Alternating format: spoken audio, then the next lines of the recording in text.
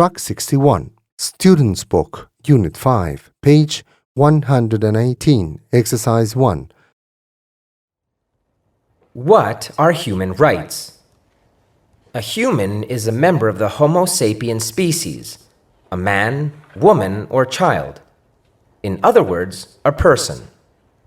Rights are guarantees. So human rights are the rights you have simply because you're human. The idea of human rights is that each one of us, no matter who we are or where we are born, is entitled to the same basic rights and freedoms. Human rights are not privileges, and they cannot be granted or revoked. They are inalienable and universal. That may sound simple, but it gets incredibly complicated as soon as anyone tries to put the idea into practice. What exactly are the basic human rights? Who gets to pick them? Who enforces them, and how? The history behind the concept of human rights is long. Throughout the centuries and across societies, religions, and cultures, we have struggled with defining notions of rightfulness, justice, and rights. But one of the most modern affirmations of universal human rights emerged from the ruins of World War II, with the creation of the United Nations. In 1948, the UN General Assembly adopted the Universal Declaration of Human Rights, which was written by an international committee chaired by Eleanor Roosevelt. This document lays the basis for the modern international human rights law. The Declaration is based on the principle that all human beings are born free and equal in dignity and rights.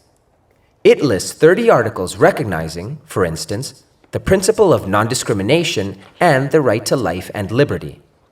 It refers to negative freedoms, like the freedom from torture or slavery, as well as positive freedoms, such as the freedom of movement and residence.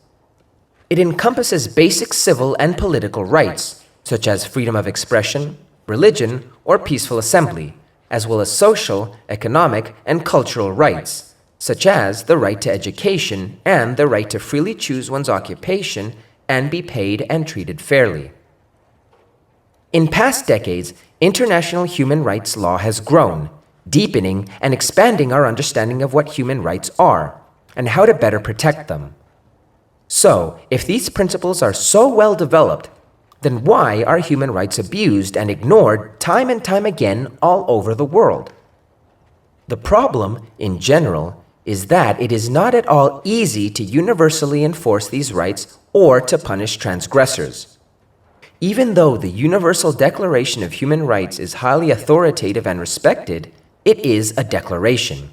It is not a hard law. Then, when individual countries violate it, the mechanisms to address those violations are weak.